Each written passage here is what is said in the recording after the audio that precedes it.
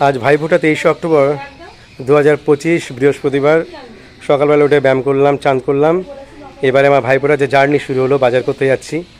বাজারের তালিকা অনেক বড়, হোয়াটসঅ্যাপ করেছি এবং করেছি এবং এবারে বেরোবো। আমার সঙ্গে বর্তমানে আছে আমার অ্যাসিস্ট্যান্ট মিস্টার সিজু। আমরা এখন চললাম। আজকে সারাদিন প্রচুর ব্যস্ততা থাকবে, তো বাজার দিয়ে প্রথমে শুরু হচ্ছে। প্রথমেই গেলাম বেলেঘাটা খাসির মাংসের দোকানে। সেখানে অনেকক্ষণ অপেক্ষা করে মনের মতো খাসির মাংস নিয়ে এলাম। আজকে সকাল 9টার সময় বেরিয়েছিলাম বাজার করতে। বাজার করার অভিজ্ঞতা আমার নেই বললেই চলে। আমি অনুষ্ঠান যখন হয় খাসির মাংস আনার দায়িত্ব আমার নয়, সেই খাসির মাংস আনতে যাই। আজকে তার সঙ্গে আরও অন্য কিছু আনতে হলো আমাদের, যেহেতু আমার দাদা বাড়িতে নেই।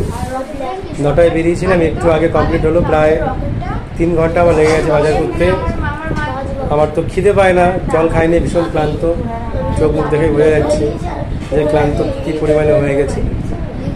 খাসির মাংস, মুরগির মাংস, মাছ, পেঁপে, আম সব কিছু আনা হয়ে গেছে। এবারে ভাইফোঁটা নেবো দিদির কাছ থেকে, তারপরে ওআরএস খাবো, তারপরে শুরু হয়ে গেল আমাদের ভাইফোঁটা দেওয়ার পর্ব। যারা ভাইফোঁটা নেবে বসে আছে। ভাইফোঁটার এই মিষ্টি সমস্ত প্লেট সাজানো হয়েছে নামে নামে, এবং সেই কাজটা করছে মিলি এবং ঝিলি। এই আমার ভাগ্নি ঝিলিক, আমার ছোট মেয়ে, আমার মা মিলি। মাছ, রুই মাছ, খাসির মাংস,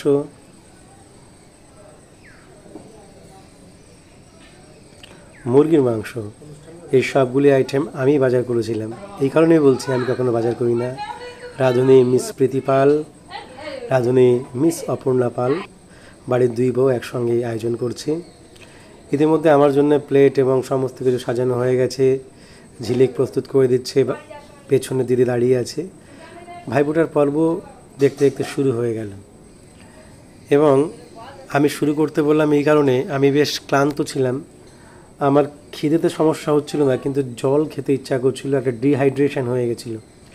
আমি সেই জন্য দিদিকে বললাম যে দিদি আমাকে অন্তত তাড়াতাড়ি ভাইফোঁটা দিয়ে দে। দিদি আমাকে ভাইফোঁটা দিয়ে দিল। আমার পরনে যে সাদা গেঞ্জিটা আছে, সেই গেঞ্জিটা দিদি আমাকে এবছর ভাইফোঁটাতে উপহার দিয়েছে।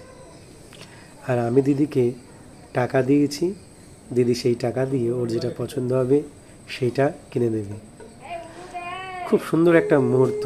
প্রত্যেক ভাই বোন যে জন্য অপেক্ষা করে থাকে, সেই ভাইফোঁটা চলছে। এবং এই আনন্দের মধ্যেও কিন্তু একটা আফসোস রয়েছে যে আমার দাদা দীর্ঘ 15 দিন যাবৎ বাড়িতে থাকলো, অথচ ভাইফোঁটার আগের দিন অর্থাৎ গতকাল সে ডিউটি জয়েন করেছে। এবং ডিউটি জয়েন করার জন্যে দাদার কিন্তু ভাইফোঁটা দিদি দিতে পারলো না। পরে দেখবেন যে দাদার জন্য দিদি দেওয়ালে ভাইফোঁটা দিয়েছে। জীবনে এগুলো হতেই থাকে। আজ বাড়িতে সবাই আছে, দাদা এই মুহূর্তে বাড়িতে নেই, সে তার ডিউটিতে আছে। জীবনে এগুলো চলতেই থাকে, এগুলো নিয়েই চলতে হবে। তবে আমরা আমাদের মতো আনন্দ করে করছি। দাদা হয়তো যেখানে আছে ডিউটিতে, মন অবশ্যই খারাপ হবে, এটা স্বাভাবিক। এরপর শুরু হবে আমাদের ভাইফোঁটা দেওয়ার পালা। দেখবেন কতজনকে ভাইফোঁটা দেওয়া হচ্ছে। প্রথমে ভাইফোঁটা দিতে চলে এসছে মিলি এবং আমার ছোট মেয়ে পালক। ভাইফোঁটা দিচ্ছে ওর দাদা সিজুকে। সিজু ভাইফোঁটা নিচ্ছে। সিজু আমাদের 4 বোনের একমাত্র ভাই, এবং সেই জন্য ওর আজকে বেশ অনেকটা ডিমান্ড ওকে ভাইফোঁটা দেওয়ার জন্যে। তো প্রথমেই আমরা দেখতে পাচ্ছি এই মুহূর্তে মিলির কোলে বসে পালক শ্রীজুকে ভাইফোঁটা দিচ্ছে। এবং এই মুহূর্তে চলে এসছে ভাইফোঁটা দিতে আমাদের সম্প্রীতি, আমার সম্পি। ও ওর দাদাকে ভাইফোঁটা দিল। প্রথমে দিয়েছে এবং পরে সিজু ওকে আশীর্বাদ করলো। এখন মিষ্টি খাইয়ে দেওয়া চলছে। একটা ভীষণ আনন্দের মুহূর্ত, খুব সুন্দর লাগে এগুলো দেখতে। এবার এসছে আয়ুষ। আয়ুষকে ভাইফোঁটা দিচ্ছে আমার ছোট মেয়ে এবং মিলি। সেই মুহূর্ত আমরা এখন দেখতে পাচ্ছি। খুব সুন্দর একটা মুহূর্ত। আয়ুষকে ভাইফোঁটা দেওয়া হচ্ছে। এবারে আয়ুষকে ভাইফোঁটা দিচ্ছে আমার মেয়ে।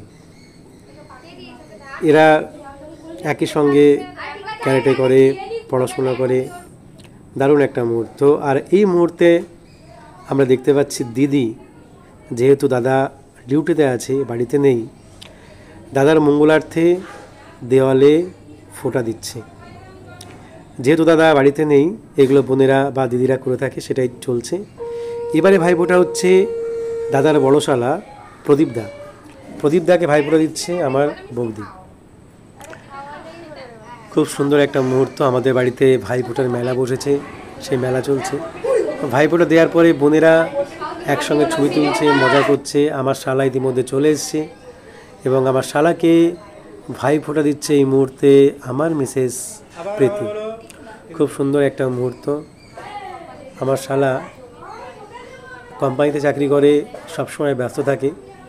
ও আজকে ভাইফোঁটা নেওয়ার জন্যই ছুটি করেছে এবং সঙ্গে আমার শ্বশুরমশাই এবং শাশুড়িমাকে নিয়ে ও চলে এসছে। ও আস্তে আস্তে প্রায় 12টা সাড়ে 12টা বেজে গেছে এবং প্রীতি নির্জলাভাবে না খেয়েছিল। ভাইয়ের মঙ্গলার্থে উপোস করেছিল যে ভাইকে ভাইফোঁটা দেওয়ার পরেই ও জল গ্রহণ করবে। এবং এই সেই মুহূর্ত আমরা দেখতে পাচ্ছি যেখানে প্রীতি শুভকে ভাইফোঁটা দিচ্ছে এবং ভাইয়ের সমস্ত বাধা দূর হয়ে যাক জীবন থেকে। ভাই সুন্দর একটা জীবনযাপন করুক, অর্থনৈতিকভাবে শারীরিকভাবে উন্নতি করুক, এই কামনা করছে।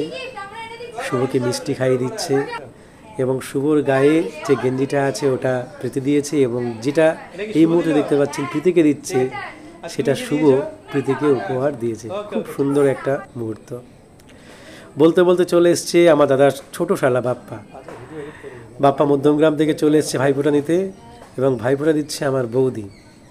খুব সুন্দর একটা মুহূর্ত। বাপ্পাও খুব ব্যস্ত, ওর ফলের ব্যবসা আছে, সমস্ত কিছু ও সামলে ঠিক ভাইফোঁটা নিতে চলে এসছে।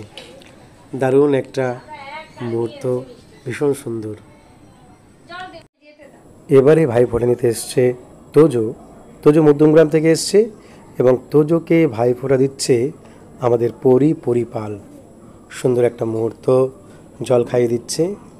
এটা ছিল আমাদের আজকে দিনে ভাইফোঁটার মেলা আমাদের বাড়িতে। খুব আনন্দের মুহূর্ত। সব উৎসবের শেষে যেটা হয় খাওয়া দাওয়া, সেটা শুরু হয়ে গেল। আজকে আত্মীয় স্বজনদের নিয়ে দিনটা ভীষণ আনন্দ করে কাটালাম এবং দাদা যদি আজকে বাড়িতে থাকতো, ডিউটিতে না গিয়ে, আমাদের এই আনন্দ আরও অনেক বেশি হতো। থ্যাংক ইউ, ধন্যবাদ।